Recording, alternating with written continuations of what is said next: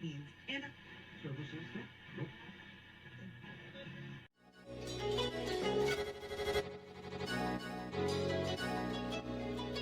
let's go. He wants to jump 1,000 cars. Sir, you have 1,000 cars. I don't think I'd attempt to try this stunt. Or we owe this horsepower to Uncle Sam. Too many cars. Car. You know, roses would be. Like I put my beer belly on it. If you can't immediately tell somebody how many cars you have, You'll really give those uppity yuppies something to think about. Stay on the bar. Don't go off the bar with your Bronco. 1980 Volvo horns. What's right? Yeah. I want the man's coolant. and he's like, "Oh, I thought it'd be small. It's for a small car." And I'm like, "Yeah, but it's still an automatic transmission. They're never going to be light." It's definitely going to have to crash. Starting off with Brad buying another car. That's the West. Internet. Is this a Nigerian oil print? I also wish you drove a tan Camry. Anyways, Anyway, that's a horrible, very horrible podcast that's content. a very Talking about a picture. inside joke. It loves to be driven hard.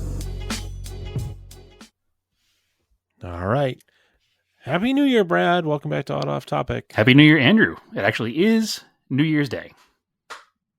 Yeah. Seeing you in the next year. So I made sure that when I finished working yesterday that I said, that's it. I am done working till next year. As a middle-aged man, that is my right and expectation to say on the last day of work of the year. The good news is, though, is that son to bed last night. I work from home. I said, go ahead. Sorry, I Yeah. talked over you there. I said I'll see you next year. See, dad jokes come fast and they come hard, and nothing you can do about it. They do. Yeah. The good news is that I work from home, so nobody had to cringe when I said it. So positive. You didn't buy any more cars in 2024. I almost made it the whole year without buying a car. It was just that, what was it, September when I bought the truck? I would have made it the entire year without a car, or this year even a motorcycle, because that was the last year I bought no cars, so I bought a motorcycle, so it cheated. So, Wow. but yeah, this year it was one car a year. You have not purchased any this year. This is true. And there was a passing interest in one of my cars as a sale the other day that was not even solicited. It just kind of happened. So I don't know if that will actually happen or not, because it's not a car I was planning on selling, but we'll see. So there's that. Well, shall we get into that then? I guess we were going to discuss, we talked about in the last podcast. So real quick, we're going to do this podcast. It'll release you'll be listening to this on Friday, the 3rd. It's very important to tell people when they're going to be listening to it, because they won't know what day it is. They might not. I'm not sure what day it is yet. I haven't gone back to work. I've been on vacation over holiday break. Well, I thought it was Thursday. It's Wednesday. Good news or bad news, depending on your opinions and thoughts on our podcast. This will be the only podcast until mid-January, unfortunately. So, yeah, or fortunate. Unless maybe you don't want to listen to us. Unless Andrew wants to do one solo or with a guest, because I will be out of town. So, yeah, I'll see. Maybe, probably not. But you get a wild hair mess up up your the butt, record. and somebody wanted to come on, and they can only come on then. Yeah, but you don't want to be like, I was on 370 episodes and you're on 369 or something. I think I'll be okay with it. All right. We did discuss, we're going to talk about Project Car State of the Union, because we did Project Car resolutions. But where do our Project Cars stand right now? So this is going to be a 6.5 hour long episode. All right, I'll have to do some editing then. Maybe play it at 3 times speed. Yeah, it won't be that long, I promise. I'll keep it short on every one except for the truck, because the truck, I think, is the one that has the most important updates currently going on, and everything else has been a little bit stasis. You want me to go first? Do you want to go first? Yeah, why don't you go first, actually, Andrew, because you have a less crazy person amount to go through than I do. It's still too many. I do. It's still too Let's many, see. but it's not It is the too many. same. Yeah, it is. Yeah, my other car is too many cars. So let's see. Montero. It's been running pretty well, and I got an electric fan for it. I never put that in. It's still sitting on the shelf, but the truck's been running great. The only big thing I ended up doing last year was swapping over to cloth seats that I got out of the junkyard truck. So that was a huge improvement to the interior. And it's pretty much been fine. It's just like the truck just drives. It could use some new tires because they're from 17 and they're starting to get some dry rot. So we're looking to doing maybe new tires, but I've got a couple cars that need new tires that are dailies, so that might be pushed off a little bit. But yeah, that truck's just going. The real big thing I need to do, actually, now I'm thinking of it, is that front bumper that I did not do proper paint prep on. The paint is peeling off of it, and it's starting to get rusty. It's not rotted; it's just all surface rust because that's heavy steel. But that needs to be taken off and ground down and repainted. And one of the reasons why I didn't do that this summer is because we had an extreme drought from like August until early November, and we got to a point where they didn't even want people doing any type of outside flame spark type things. Like you couldn't even cook on a grill. They were so worried about wildfires. Yes. Huh. It was completely banned everywhere because from about Halloween until like 2 weeks before Thanksgiving, the whole area was just choked with wildfire smoke. So they did not want any wildfires anymore starting. So I never got to repainting that because it really needs to be like wire wheeled with like an angle grinder. Sure. To get it down to bare metal. And I think that's what happened. I just didn't. You would think that bedliner stuff would just not care about rust and go right over it, but it apparently does. So, interesting. Because the like the stinger bar that's on the front was less rusty metal because it was fresh metal. The bumper pieces had sat in my garage for a year and flash rusted, and I thought I got them clean enough. Right. But because it's not peeling off the stinger bar, it's just peeling off the bumper kit that was not properly cleaned by me. So totally user error on paint prep. I'm sure you can make it work pretty easily. Yeah, I'm not worried about it because it is such heavy steel. It's not like it's rotting away and I need to replace it. It's just rusty on the top. And it's not like it'll require actual body work. It'll be mostly just grind it, paint it, call it a day. Yeah, because the inside that I used etching primer on and then the VHT epoxy paint on the inside of it. So it's just like it was that green primer and then black paint. That is not rusty. Like that bonded with the metal and it's fine. It's just this, I forget what, Cerakote, I think. It's not Cerakote. Durabac is what it is. Just doesn't like it. And that was it's that weird urethane that like cures with moisture. It's like the more humid it is, the better it cures. Opposite. Very strange. Normal. Stuff. Yeah. Yeah. Which is probably why it rusted underneath because it let moisture in before it fully cured. Maybe. I don't know. But it is what it is. I'll clean it up next spring when it's all damp outside. So that's the Montero. I will say I did drive everything this year. There were certain years where I didn't drive like one or two of them at all. I drove everything this year, and or everything last year, which was good. So the Galant had the fuel system upgrades as far as the new injectors, pressure regulator, and that ran a lot better after that. It still needs, it could use a decent alignment, and it needs I had it aligned. Wow. I forgot about this. I had it aligned by Fast Track. So yeah, the alignment's all set. What it needs is the caliper replaced in the front. That's sticking. So I need to figure out where to have them rebuilt, but I think because in our Discord, which you should join, a couple people had suggested places where you can now send calipers to have them rebuilt, because you used to have a place locally that would do it, and now that's not available anymore. And maybe the front calipers are available still for the Galant, because they're the same 2 pistons as a DSM. I know the rear calipers for a DSM and an all-wheel drive DSM and a Galant are really difficult to find. They've pretty much all dried up, so those have to be rebuilt. So that's something I got to figure out. And I know I did a brake line on it probably 2 years ago now, because one of them broke, and I was reminded that the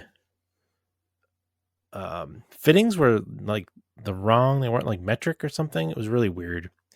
And one of the rear calipers where it threads in is got some leaking. It leaks a little bit of brake fluid. So I should probably figure that out. But otherwise, the car is like decent. I've been driving around. I mean, I drove it to Lime Rock.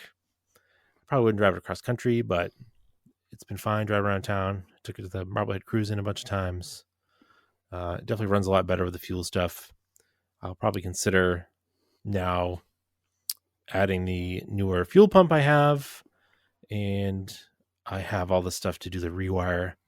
So that's probably something I will do, maybe if it's a little bit warmer or something, or if I feel really ambitious, I could do it in the garage during the wintertime here, but we'll see.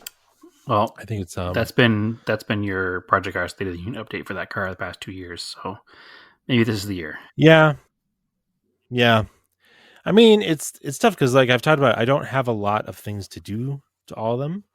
They're all pretty well running, which is good. Brag much? They don't have a lot of issues. Yeah.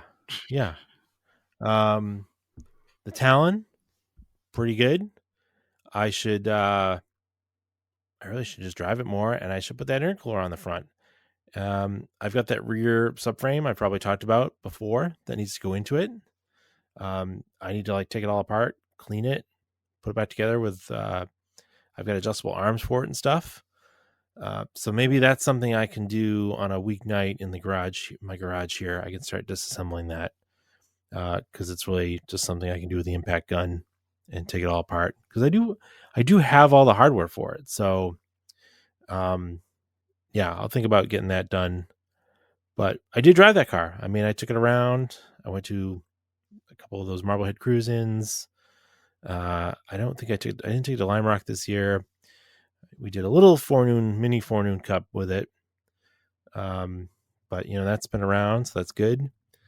What else? The G20, I didn't do any track days with it, unfortunately. Just didn't get to it. But that car, rock solid. So other than I had messed up the paint on the headlight surrounds, so they are currently flat black, and the plastic is all crazed and terrible. So I have new ones that I need to find a shop to paint them body color and then swap them in. That would be the biggest thing to get done to that car. But otherwise, that car is doing really great. You can confirm you drove it. You came to visit, and they'll let you drive it. Yeah, I put a couple 100 miles on it in August. It was as solid as always, except for the rock I picked up in the caliper. Yeah. No, that car is great. So I really have no plans to do much else to that. I think just let it exist as is. I think if you do anything else to that car, you'll ruin the balance. I think it's a pretty the only thing car. Would be a limited slip in the front. Maybe is it. Maybe it doesn't seem to have a problem as long as it doesn't lift. And it wasn't a problem on the track. It's actually like a problem leaving an uneven driveway in the rain. Okay. But the worst case, if the engine blew up on that, I'd swap it to a JDM VE engine. That's it. But I don't think I would even bother doing that unless I needed to do it. That's not something I would take on if I didn't need to do it.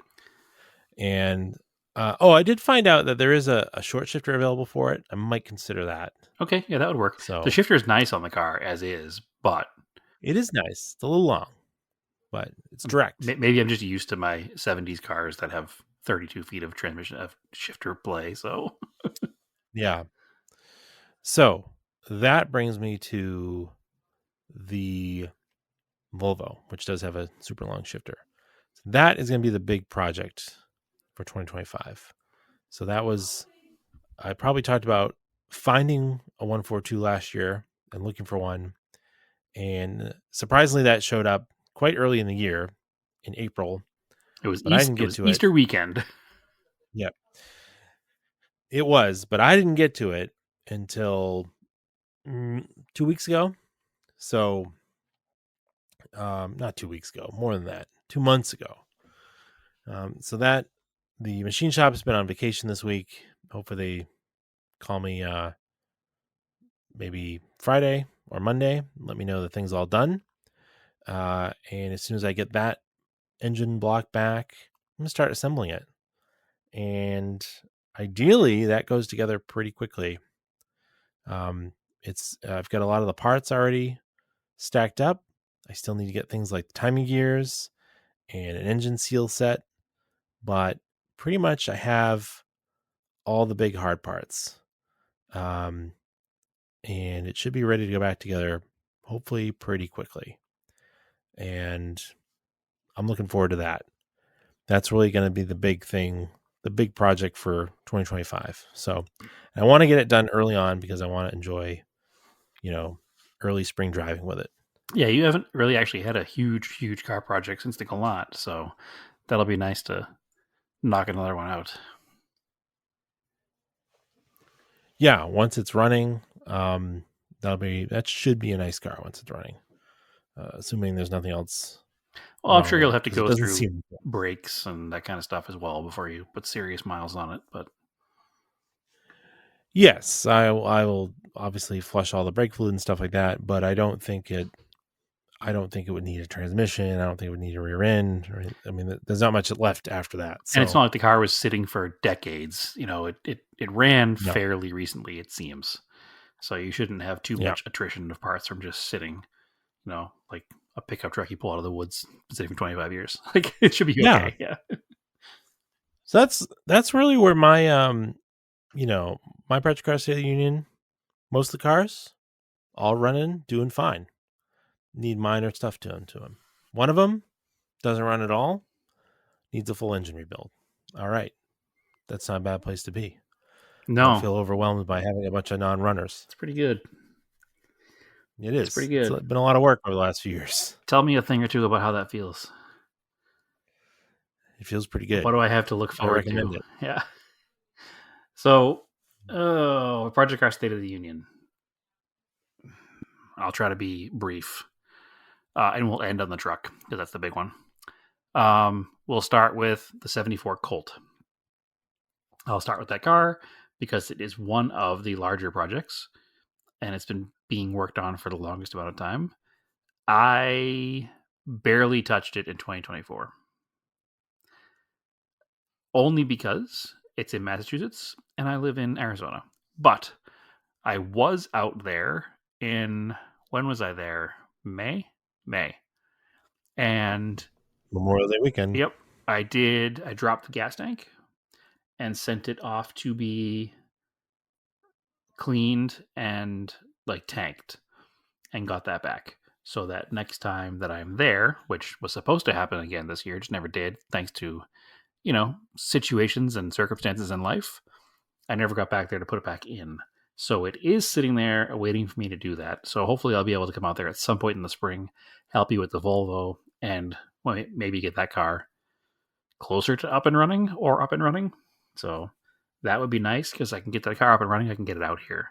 I think I'm going to give up on the dream of finishing it there and enjoying it while on vacation there for a while. That was my plan. I wanted to get it up and running and kind of do a New England drive with it, but I don't know if that's going to happen or not. I might just get it running and get it shipped. So we'll see what happens. But so that's that car. Also out there is the NSU. no updates. It's been sitting under a cover. It just needs to be shipped. Also out there is the White RX-7, which I don't know what's happening with that, if ever anything. That seems to be something I should probably just get rid of. So there's that. I do have most of the parts for it, but I should just... I honestly forgot about that car. Yeah, me too. I did recently get a bumper for it, but it's here in Phoenix. That was one of the hardest parts to find, was a bumper for the S2 body style RX-7. So I do have a cover for it now, but it's still just sitting there. A literal white whale. Yeah, it says white. Yeah, it's not even a white whale, Andrew, because I've never really done much with it. If I had started the restoration project and stalled, it would be a white whale, but I've never done anything with it. Like, I cleaned it a couple of times. That's about it. But the sad part is that 2025 marks 11 years with that car and never having touched it. So, I mean, that's probably a sign, right? I should probably move it on. So, yeah, you should. There's that. Let's see. What else do we got going on? That's all the cars that are still in Massachusetts, because the Camaro was shipped here this year, which we've covered ad nauseum on this podcast. It's pretty solid. Still needs tires. I haven't bought tires for it yet, but that's only because I've recently purchased 2 full sets of tires for other cars, so I just haven't got to that one yet.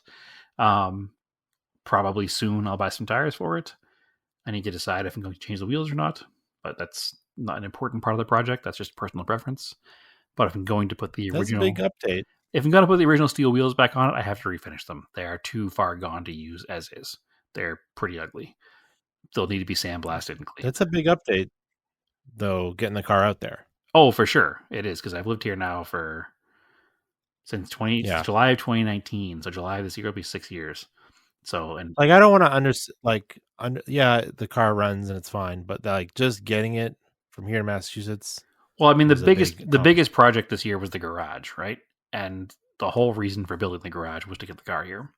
So the car lives in the garage in my backyard, which has been a goal my entire life. And that car has never lived anywhere since it's been in my life other than at my parents' house in their garage. Because I never owned a house with a garage that the car would fit in or where it was safe to be. So my garage that I had back in Massachusetts was a leaky garbage building, and it was damp all the time, and I wouldn't have subjected that car to that garage. And it wasn't even at my house. So the garage here, the front garage, wasn't really big enough for a car of that width and length, which isn't even that big, but it's too big for this garage. So the whole reason for the garage out back was for this car. So it's there now. It lives in my backyard, and it's wonderful. Let's see. What's sitting next to that in the garage is the Mercor. That is a project. I know that if you listen back to last year's New Year's episode, Project Car State of the Union, the plan was to sell that car.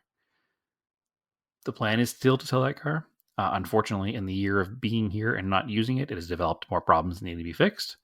So that will have to be addressed. The draining of the battery, so it's got electrical draw. The odometer randomly stopped working, so I haven't been driving it because I don't want to put miles on it and make it a true mileage unknown car. And the passenger side door handle is broken. And there's probably some maintenance things I should just do just to ready it for sale. And 4 new tires. The good news is the electrical draw has already been figured out. Just need to fix it. So, what was it? So I have never really dived. I've never really dug into it. And Stepson Jordan was here the other day, and I was like, man, yeah, I got to dig into this and figure out what's going on with this electrical draw. And I connected the battery, and he goes, what was that click? And I was like, I don't know. I've never really thought about it. He goes, nothing should click when you turn the battery on. He's like, nothing should click until you turn the headlights on, or turn the key on. And I was like, okay. He's like, so what's happening is something is engaging the second the battery gets engaged and shouldn't be. And I was like, yeah, that makes sense. I just never really thought about it. He goes, yeah, do it again.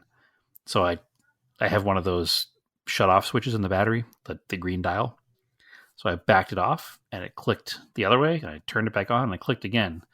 And he's kind of digging around the car, and he starts putting his hand on relays. And I click it, turn it on, and it clicks, and the headlight relays clicked. So the headlight relays are wired in incorrectly. They're not wired to keyed power. They're wired to hot 12 volt all the time. So doesn't it have the Euro headlights in it? It 100% does, yes. Which means I know who did this, but I'm not going to call them out on the air. It was not the shop that we know. It was somebody else. Yeah, so he thinks, we haven't looked at it yet because we were actually just moving cars around for Christmas Day to have Christmas Eve, to have room because we host Christmas Eve here in the backyard and we're using the garage for the staging area for food. So I had moved the car and he was helping move cars around. So it's the Brad DeSantis event venue. Yes, it really is now. Yeah. So what he thinks is that the pins are just reversed on the relays. So that's what's happening is that they're being energized when 12 volt power goes to it and not when the switch is engaged. So we have to dig into it and take a look, but I just disconnected the battery and put it away and haven't worried about it because it's on the plans and things to do and haven't had time. Interesting. The headlights worked though, and they're not on all the time. Correct, because when you hit the switch, it completes the circuit still, but if the connectors are backwards, the 12 volt power source, it made sense when we were talking about it the other day. I can't even put my head around it right now, but we're going to look into it a little more. It might not be quite that simple, but it will be at least, we could at least find a better power source for them than just 12 volt direct power. Yeah, no, he's right. I had to add, the relay when I did the headlights on the G20. And yeah, it should be, for headlights, you should get direct battery voltage, but the relay should only close when you turn the headlight switch. Correct. So if you have when you connect the battery, the 83 and 87s plugs turned around, then you're going to have the switch gets current when you turn the battery on. But it doesn't. And then you turn the switch and it puts power from the relay to the headlight. So, okay. But anyway, so anytime the battery is plugged in, the relays are hot, which is both a fire hazard and incorrect. So that has to be fixed. But like I said, it's sitting with the battery fully disconnected right now. So I'm hoping that's the main battery draw. I don't see how it couldn't be, because that seems like a pretty obvious thing when that comes up. So there's that. So at least that part of that repair should be simple. And then the plan is to sell that car. The plan is to sell at least 2, possibly 3 cars this year. And I think that and the 944 will both be for sale at about the same time. And it'll kind of be a situation of whichever car sells first, and then reevaluate the other one or sell the other one.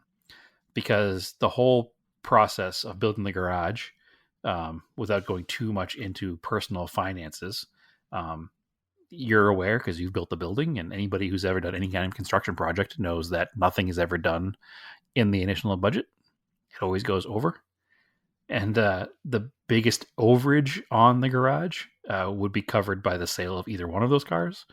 And where the money came from to pay for that overage needs to have the money put back in. So that's the plan for selling one of those 2 cars, if not both of those cars. So whichever one sells first, we'll put the money back to that particular place. And then the other one will be evaluated if it gets sold or held onto for a little while longer. Well, if you don't enjoy them anymore, then get rid of it. Well, I do enjoy the 944. And my thought process is if I can sort the Mercor and enjoy it at least for 6 months, because I have not enjoyed it for 6 days, maybe I will, or maybe I won't. I'll just dump it, get rid of it. But nonetheless, they're both going to go on the market. And then when one sells, we'll reconsider the other one. But more than likely, they're both just gone. I guess this leads us into the 944. Part of the deal when I purchased the 944 from close friend of the show and friend of us personally, Bradley Brunell, was that I needed to offer it back to him first before I sold it, because he does like the car a lot, and he really likes the wheels that are on the car. And worst case scenario, if the car did get sold to somebody else, he wanted the wheels because they are special to him and they're a Porsche fitment, and he has another Porsche. So that was part of the thought process. I was chatting with him about selling the car, and he does not want it right now because he has also too many projects and too many cars. But we did hatch a plan for getting him the wheels back that won't make the car unsellable. So part of the appeal of the car, obviously, is that it has the Campagnolo style wheels from Group 4. Group 4. Yeah, Group 4. And he wants those back. But he hit me up with pictures of all of the options he has for 944 fitment wheels to just trade the wheels out. So I said, well, there's one thing I'm concerned about. I really want to keep it as 15s because I just purchased 4 brand new tires for the car in 2024. So he goes, okay. So we looked at the 15s that he has, and we settled on a set of gold mesh with a polished lip BBSs. So I don't think that will hurt the car at all. I think that will keep it as appealing as it is now. Probably to a different buyer, a different kind of style, but I also like gold mesh polished lip BBSs, and that would look good in the car anyway. So at some point, probably January, end of January, beginning of February, we'll get together before he leaves Reno, and we'll meet somewhere, whether he comes down here or I go up there, or we meet somewhere in the middle, and I'll bring him the 4 wheels with no tires and swap out for his 4 wheels and go from there. So that way I get to keep my tires. The car will still be cool, I think, on BBSs instead of the Group 4s. It'll be a change and a little update, right? So I'll do that. So that car, I, again, talked about it last week. I went back and listened to last year's State of the Union / New Year's resolutions episode, and that car needed front brakes, wheel bearings, and timing belt service last year, and I hadn't done any of it last year or in the entire year of 2024, so all of that still exists. So that all needs to be done before that car goes in the market. The issue with that is the same as your Galant. There are no brake calipers available, so they do need to be rebuilt. I did buy the rebuild kit, and I was going to attempt to rebuild them myself, so we'll see how that goes. Moving on from that, we'll stick on the red coupe train and talk about the Eclipse. The Eclipse is perfectly functional. It's got brand new tires, brand new struts, brand new cylinder head, brand new timing belt, brand new water pump, brand new plugs, wires, filters, fuel filter. Well, at the end of last year, it was not running at all. Correct. The head had blown the timing belt. So it had blown the timing belt because the air conditioning idler pulley was installed backwards by a previous owner, not who I bought it from, and it cut through the timing cover and eventually the belt. So yeah, that was the story at the end of last year. And died at Radwood. It died LA. pulling into Radwood, LA. Yes. Embarrassingly enough. The whole plan was to bring it back to Radwood, LA this year so it could return in a blaze of glory. But I didn't go to Radwood, LA this year. So that never happened. Nonetheless, at least I fixed the car in 2024. So yeah, huge thanks to our friend Josh from Adventure Driven Design, who has done so many Ford G63 heads. He can do them in his sleep, and he was over to lend a hand and make sure it got timed correctly, because that's not in my wheelhouse. I certainly could have done it on my own, but it was certainly a much easier process with him around. So that was good. I would say probably the biggest accomplishment was getting that back and running, because that sort of unstuck a lot of things, I think, for you. Possibly. As project cars. Possibly. Yeah. earlier I said to not get into my financial situation, but now to not get too deep into my mental situation. But yes, I think that you're right. And part of my mental blockage sometimes is I get overwhelmed by things, and too many things at once definitely overwhelms me. And for a while, it was like 15 years ago and everything was broken. So I was a little bit bummed. So yes, the Eclipse is up and running, and it's so well sorted now that I would drive it cross country. Yeah, it needs nothing. I haven't been driving it that much. The aforementioned Bradley drove it on the 2024 Arizona Rising Sun Rally and had a great time with it. And if you want, you can read an article about that on Jalopnik, which is super cool of him to have written, and super cool for a article on Jalopnik featuring my car and my event. So that's awesome. But that car is, it's perfect. I mean, it's not perfect. It's perfectly functional. The only thing I may do to that this year is scuff down the hood and fenders and re-clear coat them. And that's something that I've been considering trying to do on my own. I know that I did already paint the entire passenger side of that car by myself. So I'm sure I could make the hood and fenders look better than they do, because when I got the car, the clear coat was already peeling. It's definitely not a factory paint job, the way the clear is peeling off of it. And just, it's been now in Arizona for 5 years, more than 5 years, 5.5 years, and it has done no favors to the paint. So those particular panels are pretty sunburnt. So I think if I scuff off all of the old clear and re-clear that, it'll make the car look 1 million times better. So that's the only real big project for that car this year. Also, it has a functioning stereo now too, which it didn't for a while. So yeah, that car is pretty good. There is a on again, off again potential sale for that car. For a while it was for sale, and then I'm sure long-time listeners remember that I sold it to a friend with that never exchanged money, and that's when it blew up. So that sale is still on the table, and I haven't actively listed it for sale, but he knows that if he came up with the agreed figure, I would sell it to him without question. So there's that. Let's see. Moving down the driveway. What's next? The 954, the Eclipse thing. The Sapporo. I drove it twice this year, which is one more time than last year. So that's good. It's not running great, but I think that's because I only drove it once 2 years ago and twice this year. I think it just really needs to be run through, maybe the fuel cleaned out of it and fresh fuel put in it.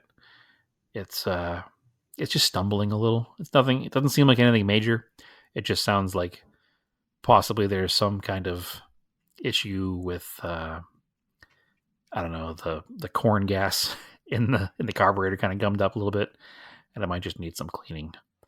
Or maybe it needs a Weber like everything else. Who knows? But well, that's neither here nor there. It runs, it drives, it moves. It doesn't run, drive, or move great, but I think that's mostly because it hasn't been used. That needs to be used more. I don't think I'll be selling that one. I love that car. I know that you don't, but it's there.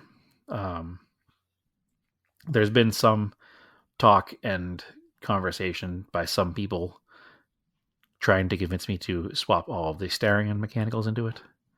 And I don't know. I think I know who that is. I don't know if that's actually the plan, but the convincing has started. So we'll see if that happens. So that would be interesting. It would make the car a lot quicker, that's for sure.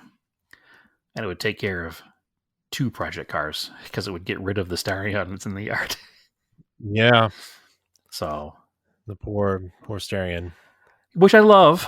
And the whole plan has always been, all right, Sapporo, that's the Sapporo. That's where it's at. It would be cool with more power. It would be cool with a manual. It's also fine as it is. But it's also fine as it is.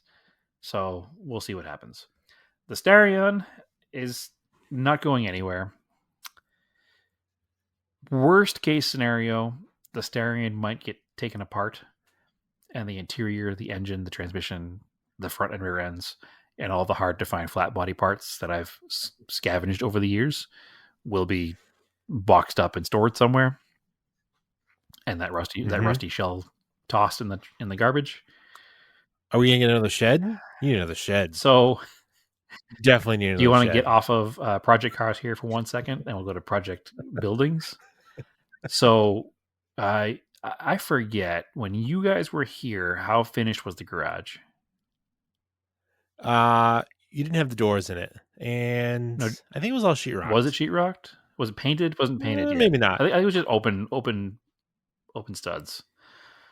Yeah. Anyway, what's happened since then, thanks to the brilliance of Naomi, is we had a bunch of pallets that all the sheetrock came on, and they have all been cut and placed on the ground that she graded behind the garage.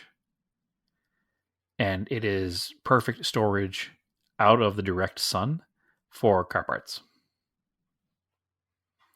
So since we don't have any weather here, you can store things outdoors as long as they're not in the direct sun. So all the pallets were... Except when it rains. Which is never. And then you put things that can't get wet in the rainy season. I've lived here for 6 years now, almost, Andrew, and we've had 1.5 rainy seasons. So you can cover that stuff and it'll be okay. Anyway, there's tons of storage now behind the garage, which is nice. So all of my spare wheels, and right now there are Dodge Ram 50 hoods and tailgates and like the engine stand, and there are black and yellow totes full of parts that are all stored behind the garage on pallets, so they're off the ground. So there's that. But yeah, so that's Starion. I don't know what the plan is. It did run and drive. It did get some work done this year because after I made it run and drive, it sat for a long time.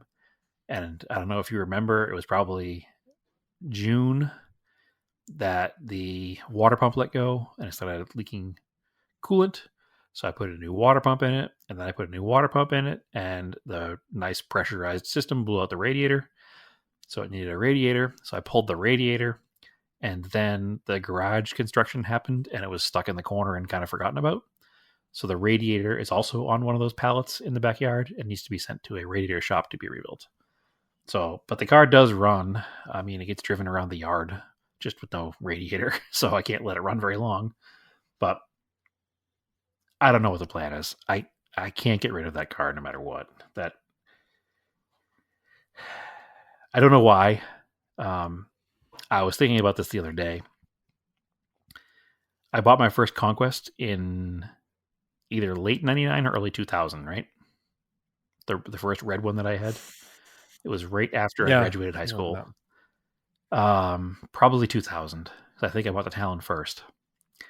And I don't think there's been a time where there hasn't been at least one in my life.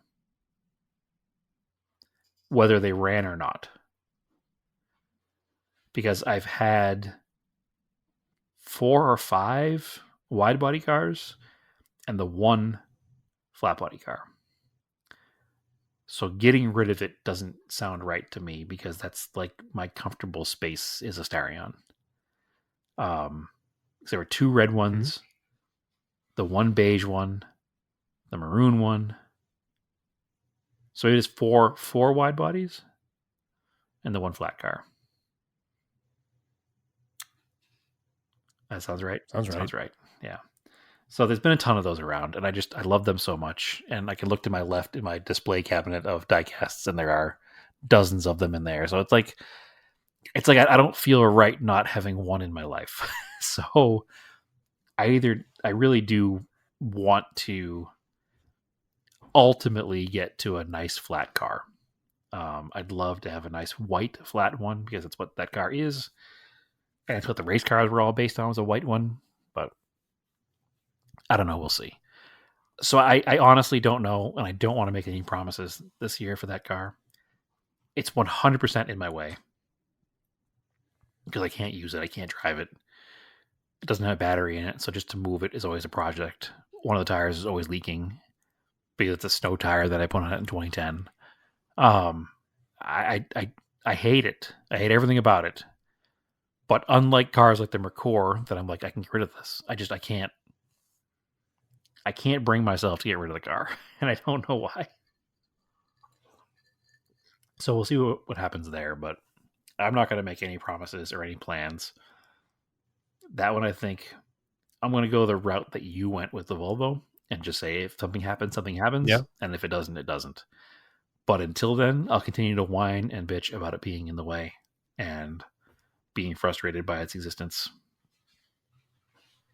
Whatever. Or I put some time and effort into it and drive it rusty and falling apart and don't worry about it. But regardless, I'm just not going to make any promises. I don't know what's going to happen. That same person who's trying to get me to turbo swap the Sapporo also said, well, when that Dodge Ram 50 needs an engine because the one that's in it is bad, you can just put that engine in there. That conversation was done as well. So obviously that didn't happen, but who knows? Moving on. Cressida. 1979. Which one? 79. That's a normal conversation to have, right? Saying Cressida and not knowing which one. Yeah. It's totally. You did get rid of the. Do you want to talk about the pickup truck real quick? You got rid of it. I was going to get to that when I got to the other pickup truck. Okay. All right. 1979 Cressida, the blue Cressida, the nice Cressida, the one everybody knows. Yeah, the Cressida. Brad's Cressida. It needs brakes, but okay. Other than that, it doesn't need anything. It runs and drives just fine.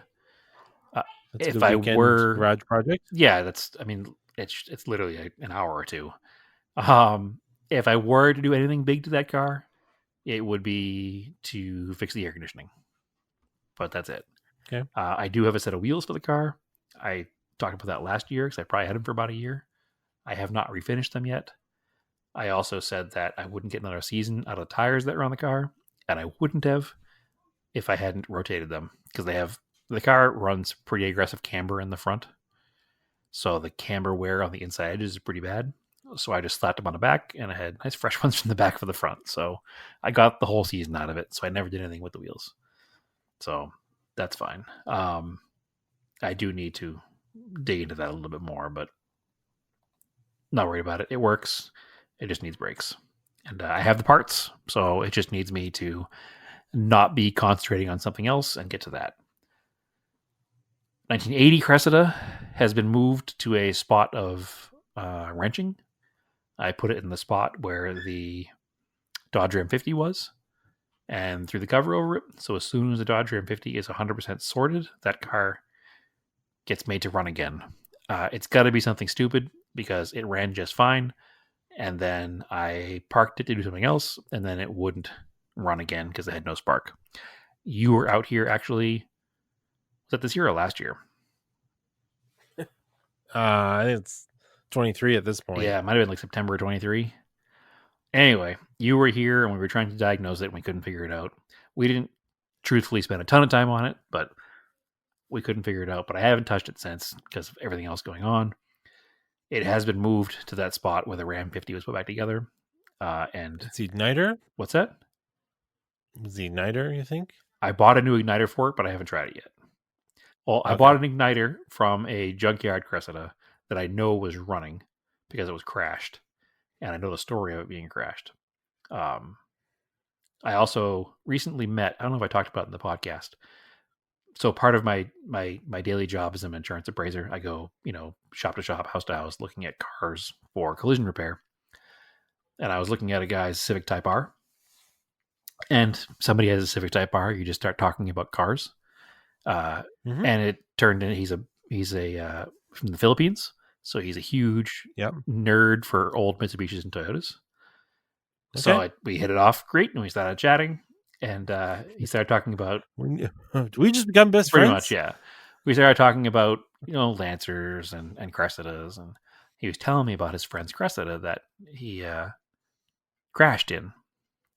And I was like, huh. And we started talking a little bit more. And he started talking, he goes, yeah, it was like a 40,000 mile one-owner car. And I was like, oh, was it wrapped black? He goes, yeah, I don't know why he did that.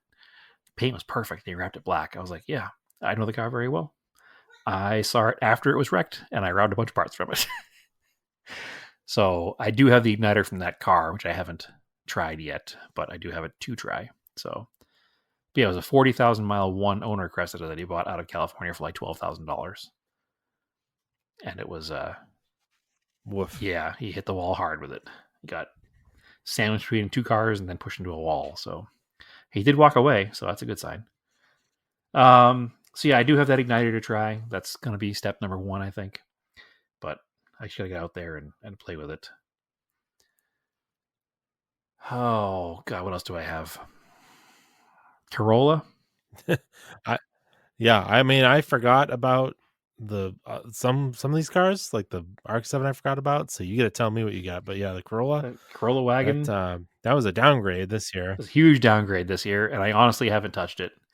That was probably, I want to say, it was July. Like, I thought you had maybe just about redone the head on the Eclipse, and then that busted. Maybe. I don't remember the timeline. I have to go back into pictures and find out. That car was running great. I spent a ton of time and money on it last year. I made it, it's a bummer. Other than the paint and body, I made it really nice last year. And something happened to the car in cylinder number 3, and it has no compression. I have not dug deep into it. The hope and the dream is that it's like valve train related, but it's also has a ton of oil blow by. So the assumption is that it's not valve train related, but there's still an outside chance. But I have not even pulled the valve cover off of it yet because I didn't want to take it apart. It does still run, so it's still exactly. What do they say? It yard drives. Yeah, that's it's. I mean, what do you got lined up here? So you got Naomi's car is getting the Mustang. That's like project number 1. That's the most important project in the garage this year is her Mustang.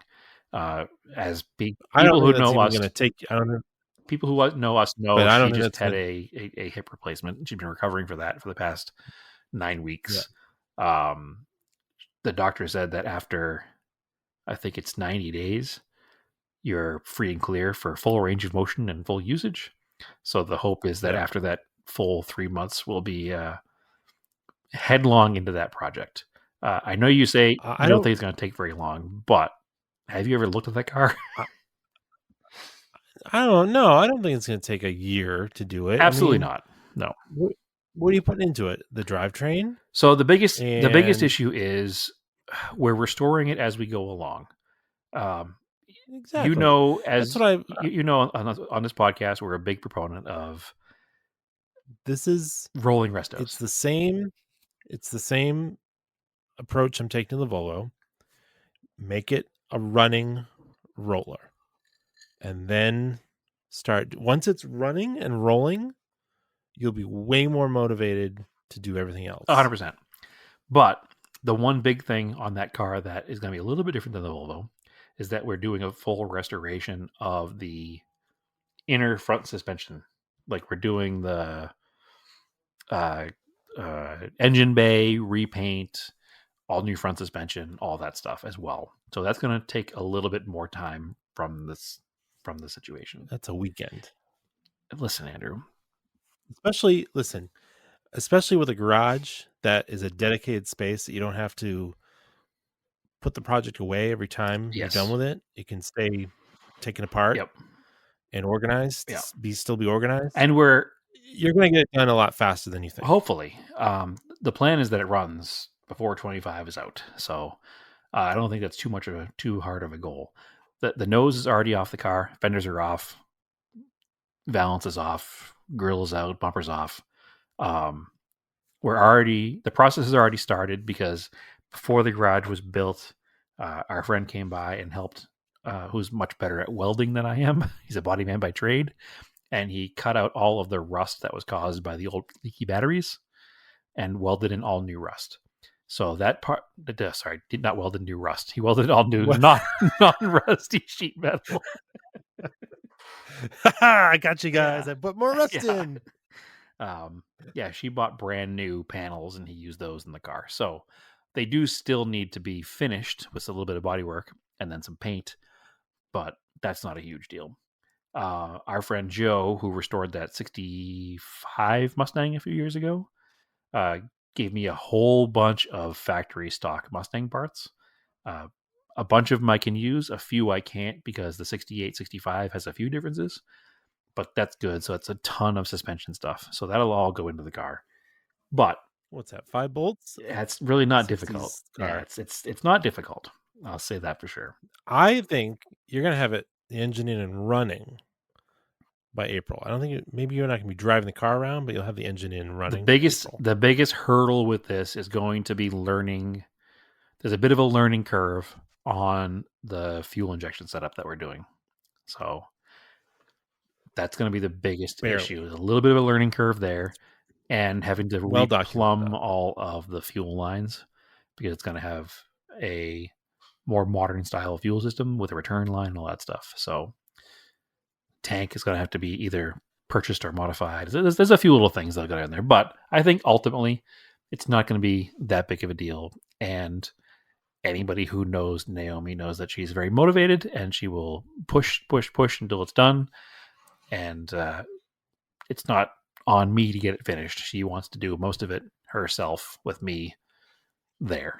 So we'll see what happens. I think it shouldn't be too difficult. You're right.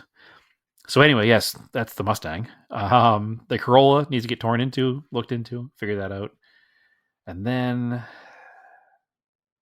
that brings us to the Colt. The Colt overheats every time I drive the car now. So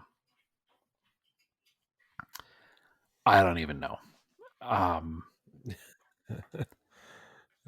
There's nothing left in the cooling system. Well, something left. There's a new radiator. It's clogging it. There's new hoses. There's new water pump. There's new thermostat. There's new everything. Everything is new. Yeah, it overheats without a thermostat too, I think. It overheats with or without a thermostat.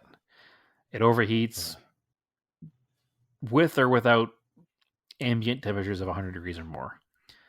It used to only sometimes overheat under prolonged load, like highway driving, which we all thought was an airflow issue. But now it just overheats all the time. So you know what that car needs? A Starion engine. I don't agree with that statement.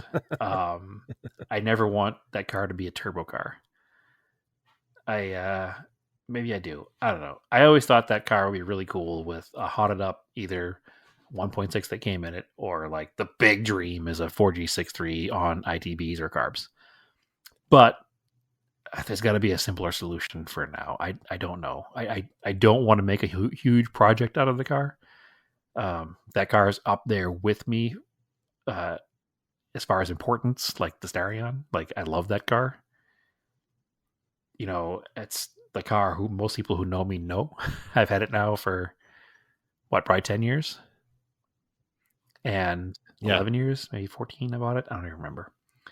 Nonetheless, I've had it for a long time and I love that thing. I put a ton of miles on it. I always enjoy driving it. It's a fun little car to drive. It's cool looking. It's every bit. It's like my Mark I Escort. Like, it's the cheap version of that. I love that car, and I'd love to figure out why it's overheating, but it's been unimportant because of everything else. I think the last thing I can probably do is disconnect the heating core and see what happens there. But I don't know. Everything is new. The only other possibility is just the car ran on straight water for so long when it was in California, did not have coolant in it, that the inside of the block is just so rusted up that sediments just keep unsticking themselves and clogging different places, which in order to properly fix would require a full motor teardown, I would think, because I have run so many different cleaning solutions for this car so many different times. So I don't even know. Honestly. Don't even know. But I'll figure out something. And that's a super simple car to pull the motor out if I had to. That's a weekend project on that car. It's not a huge deal. But it just becomes motivation and time. And I think the important thing this year is going to be getting the Cressida going and the Mustang going. So this may be a down year for the Corolla and the Colt. So we'll see what happens. But pick one, get it done, move to the next. So that leads me to my next conversation. The hyper focus on one, and you move to the next. Yes. Talk about my mental health again. Hyperfixation on things is good. What I will say is I've never really done that with cars. I've always just had these things spinning and bouncing in my head. So I sold the Toyota this year. I sold the Toyota pickup, which is currently at its new owner's house, sitting on 4 new tires and being even further cleaned and starting to work on. So that's good. But I bought that Dodge Ram 50 Mighty Max, first generation 4x4. And that's what we're going to concentrate this whole conversation on, which I say after being in this conversation for 40 minutes. So when I bought that truck, and if you remember back when I bought the Toyota, I said I'm going to work on it for a month or 2. If it doesn't run, I'm going to get rid of it. And I never did that. 4 years later, I finally got rid of it. So I had the same conversation with myself, but I didn't publicize it so that I wouldn't have to hold myself to it with this Dodge Ram 50. That if it became a white whale, I would just get rid of it because I don't need another non-running vehicle. I had already made a promise to myself and to Naomi that I would not buy another car until I either sold a car, got rid of a car, or it was a 4x4 that we could use to go camping and adventuring around with. Turned out that it was the first gen Mighty Max that I've been looking for 10 or 15 years. So we bought the vehicle. The past few weeks of the podcast, I've been talking about how it's running, but not on the road. But I've been hyper fixated on this one vehicle this whole time. I haven't touched anything else. Literally haven't turned a wrench on another vehicle except for this truck. And that was what I needed to motivate myself to go from start to finish on this truck. Much like any project car, there's no finish, right? It's always going to be something. But where it's at right now, it's a drivable, usable vehicle. And that point was proven today, finally. So last weekend was 1 month after the date where I had said I wanted it done. I wanted it done for the November edition of Adventure Machines at 4 till 4, which is the final weekend of the month every month. And I didn't make it. And I had also challenged Josh to get his first gen Mighty Max diesel done by that same date. And he said there's no way he's going to do it, but he'll try anyway. And then he went ahead and did it, and I didn't. So that was cool. But that's okay. I got it there this month. My first full drive on the car was, so I'd driven it around the block here a couple times. I had driven it to and from the gas station. I had run it up to temperature, down from temperature. I had driven it up to about 45 miles an hour. Everything seemed solid. I had maybe driven it 3 miles total, which isn't very many. And I was like, well, everything seems good. We're going to drive this to Scottsdale for Adventure Machines, which was, it's about 40 miles round trip. So my first trip in the vehicle outside of my neighborhood was about 20 miles each way. It's probably 22 miles or so each way. I got on the highway. I accelerated up to about 45 miles an hour. And that was it. There was no more. So I immediately got off the highway and I said, well, I'll figure that out later. I'm going to keep going because I'm an idiot. And I will take surface roads the whole way there because I know it'll do 45 miles an hour. So all was going really well until about 2 miles from the event. And it stopped accelerating at all. And I shut it off, turned it back on, and it ran again. I was like, huh, okay. So I drove it the rest of the way. I mean, at this point here, I'm 20 miles into a 22-mile drive. Like, it doesn't make any sense to turn around and go home, right? So No. I continue the rest of the trip. It does it again. It starts stumbling. I can only give it partial throttle. If I give it like any more than a quarter throttle, it falls on its face. I'm like, this is annoying. I don't know what's going on. I'll have to figure it out. Go another half mile, it stalls again. So turn the key off, turn the key on, fires right up, runs fine. Drive away, same thing. I can accelerate to about 40 miles an hour. If I do between 0 and maybe not quite half throttle, it'll run. I make it to the event, all is well. I'm there.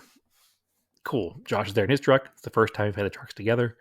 We did a little, photo shoot. I'm sure if you follow us on Instagram, you've seen the pictures. Had my truck and his truck together and then independent of each other. A little, mall crawling photo shoot for our off-road trucks. But did all that. Went to go home. Said, well, I know I can't go on the highway, so I'll just do surface roads. And I made it, well, let's put it this way. I made it 37 miles of my 42-mile round trip. Okay. So not bad. Not bad. I completed the rest of the trip on a flatbed. So that's not positive. But, it is what it is. So my first excursion was almost a success, but then it wasn't. So I sat in the side of the road. I managed to pull off onto a little tiny cul-de-sac side street off the main drag. So that was good, at least. Plenty of room for a tow truck. I was outside of traffic, so I wasn't worried about getting run over by a crazy Phoenix driver. So that was good. Called Hagerty, because I have the Hagerty Drivers Club with my insurance, which also includes towing. Can say nothing but good things about that. They were pretty quick, pretty efficient, and there was no charge to me, so that's good. The driver was not great, but that's not their fault. They just contract out local tow companies, so. But yeah, he did fine picking the car up and all that, so there's no issue there. On the side of the road, I was sitting there trying to, dig through things and diag what was happening, and there was nothing at all that seemed out of place. And the only thing I could think of was I wasn't getting enough fuel. And thinking back to conversations I've had with other people about cars with mechanical fuel pumps that have sat for a long time, is that a lot of times what happens is when you start using a car with a mechanical fuel pump that's been sitting for a long time, that rubber diaphragm inside that builds the pressure for the fuel will start to flex and work for a little bit, but is really dry rotted and old and will eventually just crack and not make pressure. And thinking about the way the car broke, I was like, well, this thing here was occasionally breaking and then occasionally more braking and then getting harder to drive and then eventually just pretty much not working at all. I said, I bet it's that fuel pump. It makes sense. It's a rubber diaphragm. Car's been sitting in the desert for 20 something years. And I just pressed this thing back into service. So I said, all right, I can either, because for the 2.6 Mitsubishis, that mechanical fuel pump is still available. I just put one on the Sapporo a couple years ago. Or I can just swap to an electric pump and then just know. I'll know now, except, other than buying a mechanical one that'll take 3 or 4 days to get here. I can get an electric one at O'Reilly's today. So I did that. Picked up an electric, I think they're made by Edelbrock, little red fuel pump. They're 2 to 3.5 PSI. Fabbed up a little mounting solution on the frame in the back down by the tank. You're supposed to mount it near the tank. They say within 1 foot of the fuel pickup and as low as possible. So I have it just above the fuel pickup, but I wanted it on the top part of the frame because the truck that's designed for going off-road. So I didn't want anything hanging down low. So it's just above the frame rail, just in front of the fuel pickup. Plumbed everything in, wired it all up, kicked the thing over, fired right up, drove around the block. Everything seemed fine. Drove down the highway. I did like a 0 to 75 mile an hour run with no issue at all. So that was 100% the problem. Everything, Nice. yeah, everything seemed to be fine. Other than that, got to operating temperature. It was working great. Got home, pulled in the driveway, shut it off, and it puked coolant everywhere. I was like, cool. Started digging around to find out what that was. At least that was super simple. Mitsubishi uses the same coolant overflow bottle from like 1970 to like 1999. Is one in your truck the same? Your Montero one? That same kind of opaque plastic? It's like a square. Yeah. It's been the same forever. That's split in half and just dumped coolant everywhere. So that was easy because I keep those in stock. So I have so many cars that use them. The Starion has it. All the Colts have it. This truck has it. My old Montero, my Raider, had it. Like everything has this thing. Sapporo has the same one. So it's good to have them around. It's just like Mitsubishi oil caps. They're all the same. So that was an easy fix. And then today's what, Wednesday? That was Saturday. Today was the first time I've gone anywhere with it. Naomi and I took it to Home Depot. We had to pick up some plywood and some other stuff. And said, hey, let's go do truck stuff in the truck. So we went and picked up plywood in it, drove all the way to Home Depot and back with zero issues at all. It ran great. And even got compliments from people today. Like, hey, that's a cool truck. Like, all right. I like that. So it's already earning its keep, and it's running great. The only other hiccup was at the DMV, but that seems to be a common thread on this show, so... Definitely. I tried to do the same thing you did. I tried to use the year of manufacturer plates, and they were just lost. Didn't know what to do. It was a different situation than yours because they weren't arguing about the year. They were just arguing that the plate's been out of circulation for so long they can't reissue it.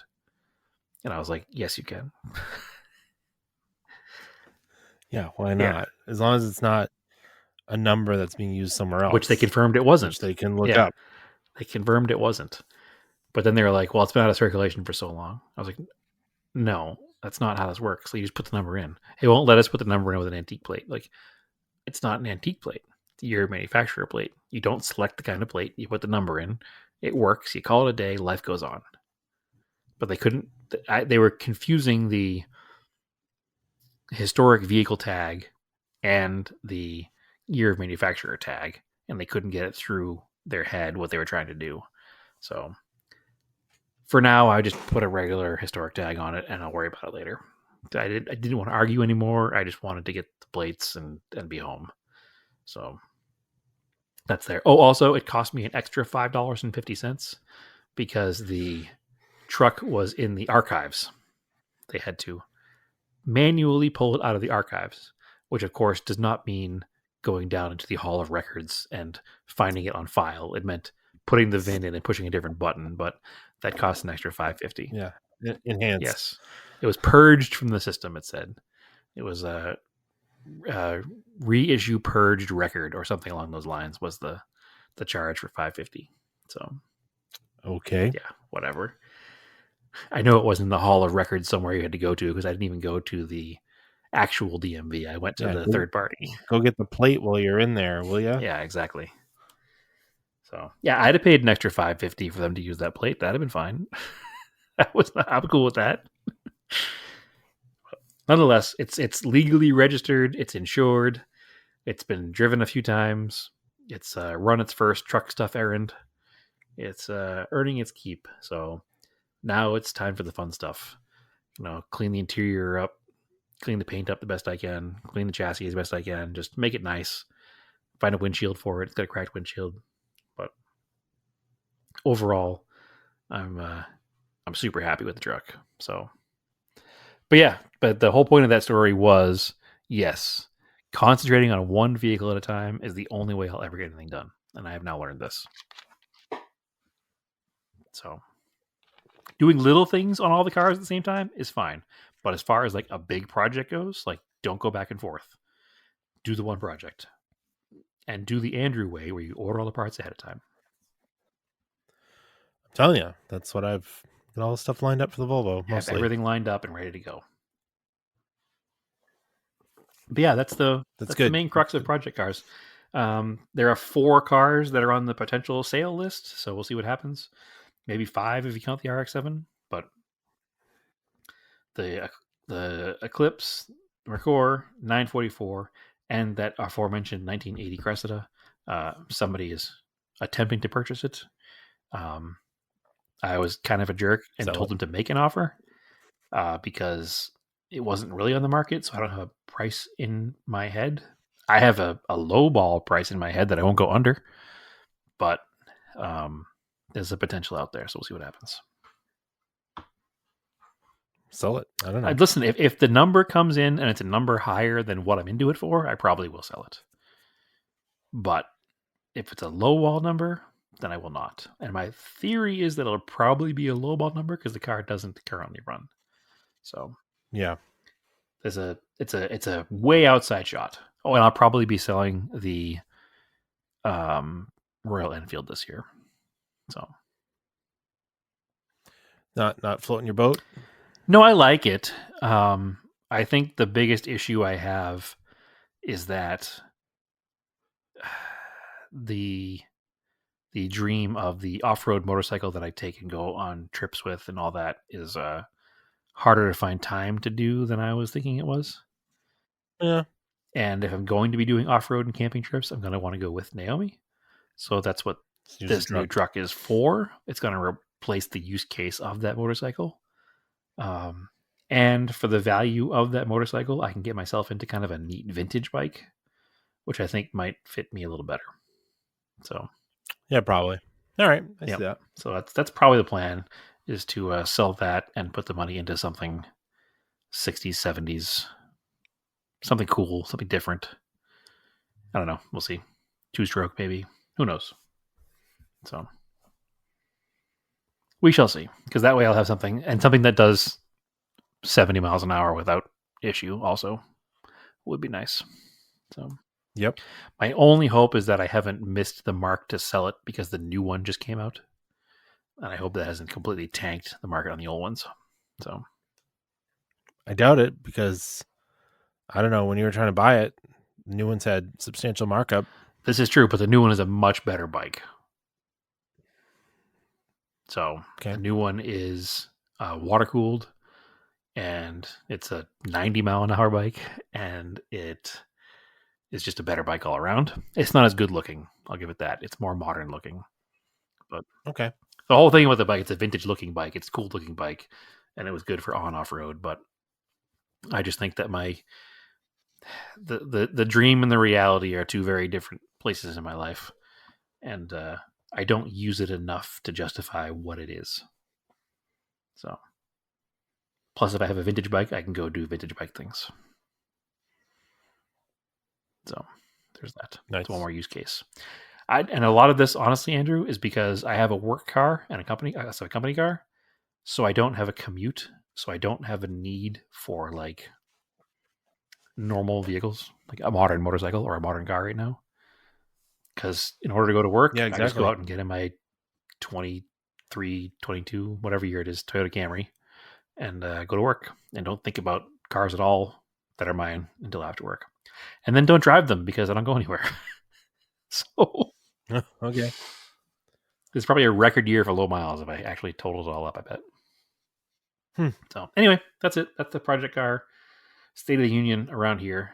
Bit of a long one, but it's because there's so many goddamn cars. So, got to get rid of some. All right. Sounds good to me. Anything else we want to cover?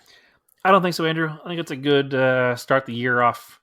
Keep us in line. Keep us honest. All right. That's cool. So, we'll have a couple dark weeks coming up. Yeah, we'll figure out. I think, no, I'll talk about it offline with you. But anyway, go follow us on Facebook, Auto Off Topic Podcast, Auto Off Topic on Instagram, Auto Off Topic and Threads. I am Raced in Anger on Instagram and Threads. We also have Scale Autocast We've done some updates on here for that for a little bit, but I think we'll do that when you come back. I'll have some updates. I do as well. And have some more. I got to get some shots of a couple things that I just got in. Same here. Get them up on Instagram. And yeah, join our Discord. It's fun. And anything else, Brad? Where can I find you? They can follow me on Instagram and Threads at TSISS350. All right, cool. So, as always, keep cars analog and aim for the roses.